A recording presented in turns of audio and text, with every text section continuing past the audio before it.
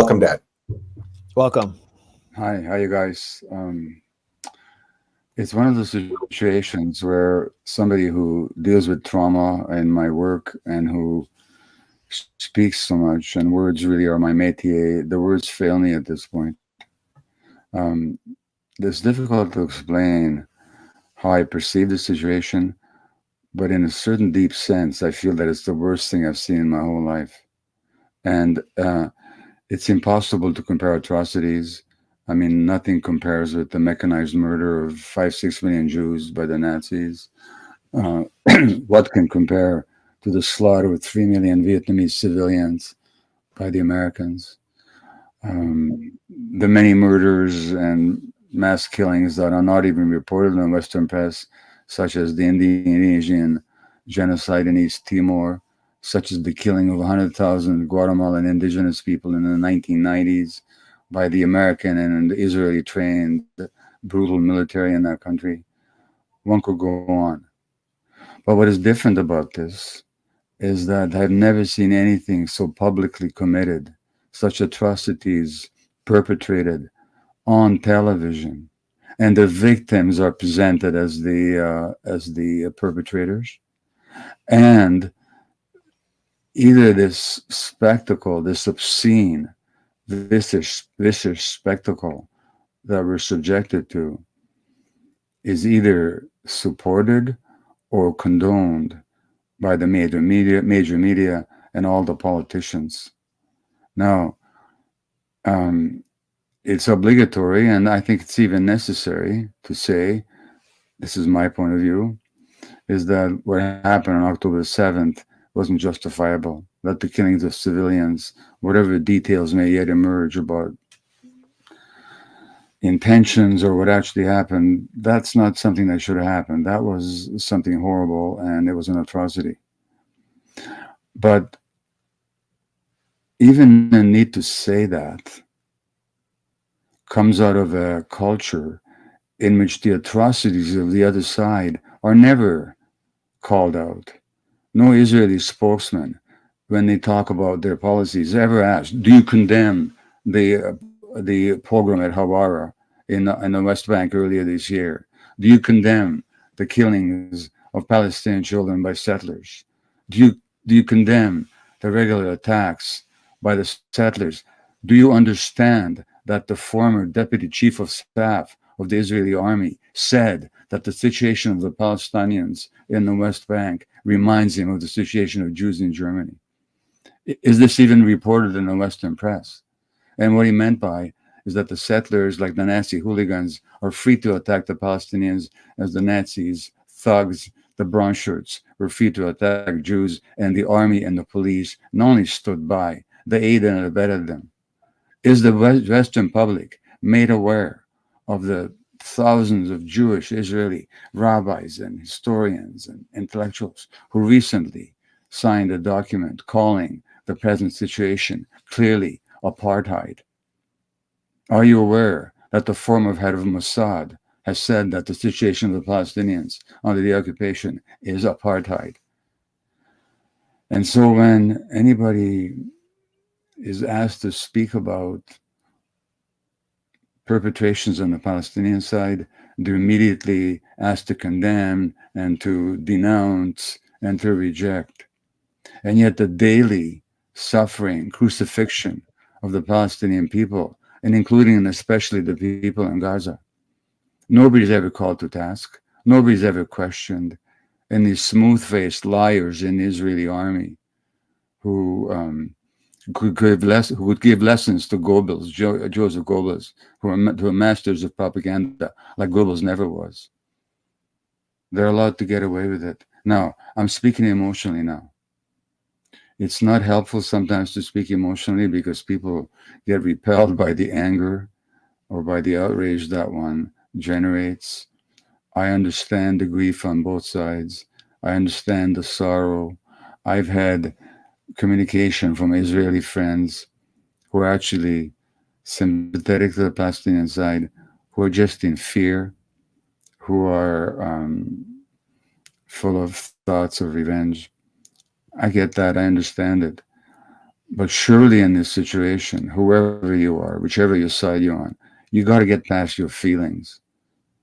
You can understand your feelings, you can accept them, but you owe it, if you want truth, and if you want peace, and if you want justice, you can't just go by feelings. Feelings that are conditioned by decades of propaganda, decades of weaponizing the suffering of Jews as a baton with which to beat the Palestinians. You got to get past that. And you have to actually ask yourself, do I really know what's going on? Have I stood 1 second even in my mind in the shoes of the other? Have I tried to understand what's happening to those people? If they committed certain acts that are hateful, what drove them to that hate? Did the Palestinians come to Europe to attack Jews? Or did something happen in their land that made them so desperate? And finally, I'll only say that what happened there is not a secret. It's been documented. It's been written up by Israeli historians. I could name 5 of them right off the bat: Tom Segev, um, uh, Simha Flapan, Ilan Pape, um, many others by Israeli journalists. None of this is even vaguely controversial from the historical point of view. And the fact that we live in such a bubble, and this bubble is created by the same Western press that brought us the Iraq War and the weapons of mass destruction, and yes, the Kuwaiti incubator children, leading to the death of 500,000 Iraqi civilians. The same Western press that brought us the Vietnam War. When Martin Luther King spoke out against the Vietnam War, do you remember what the New York Times said? New York Times said, this time he crossed over the line. It's that same press. You might want to ask yourself, why are there so either passive or enthusiastic cheerleaders for this genocide? Are you really going to trust them? Are you going to try and find out for yourself? So, yes, I'm speaking with a lot of emotion now. I did give it into you an extensive one, a longer one, not so emotionally laden as these words have been now. But in light of the latest news from Gaza, with the apparently the cell phones and internet being cut off, and the bombings being escalated, you know what? I'm upset. I'm really upset. I have a lot of feelings of pain. I know what happened to my own people. Nothing that happened to us in any way justifies what's going on right now. I'll stop there. Uh, Gabor, well, we should definitely do a more extensive interview with you, examining the psyche of Zionism in this current era, in this current phase, and possibly even the psyche of a population like that in Gaza Strip, which has been totally betrayed by the world and has taken on the role of one of history's greatest, most tormented victims, but which also is determined to resist with arms. But I want to get you now, before you go, to just respond to one thing. I just want to get your response to some comments Benjamin Netanyahu made before escalating the assault on Gaza. Hmm. Sorry, and we lost volume there, so I started over. People of the light, they are the people of darkness, and light shall triumph over darkness. Let's hear that People of again. the light, they are the people of darkness, and light shall triumph over darkness. Citizens of Israel, October 7th was a very dark and black day in our history. We will fully investigate what had happened at our southern border, the border with Gaza. Everybody will have to provide answers, myself included, but all that will happen only after the war. As a prime minister, I'm responsible for guaranteeing the future of this country, and now my role is to lead all Israelis, the state of Israel and the people of Israel, to an overpowering victory victory. It is now a time to come together for one purpose, to storm ahead to achieve victory. With joint forces and a profound belief in our justness, a profound belief in the eternity of the Jewish people, we shall realize the prophecy of Isaiah. There will no longer be stealing at your borders, and your gates will be of glory. Together we will fight. Together we will win. People of the So he starts off by referring to people of the light versus people of the darkness. I'm happy to respond. I completely agree with Netanyahu. The light will triumph over the darkness. He's just a bit confused as to what represents light and darkness.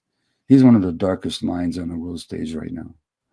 He dares quote prophecy. I'll give him prophecy. It says in the Tanakh, "Thou shalt not oppress a stranger, for you know the heart of a stranger, you who yourselves strangers in Egypt." And what Netanyahu has devoted his career to is oppressing the other. And he dares prattle on about light. What we're witnessing there, and you know, with Netanyahu, it's like with many other politicians, turn off the sound. Just listen to their body language. What you're seeing there is a person so alienated from his humanity, so committed to his ego, that, as they say in Hungarian, whatever he says, not even the opposite is true. It's so false, not even the opposite is true. And yeah, Bibi, the light will triumph, despite whatever you can do. And you have a lot of power to impose a lot of suffering, and you will, because that's your nature. That's what you committed to.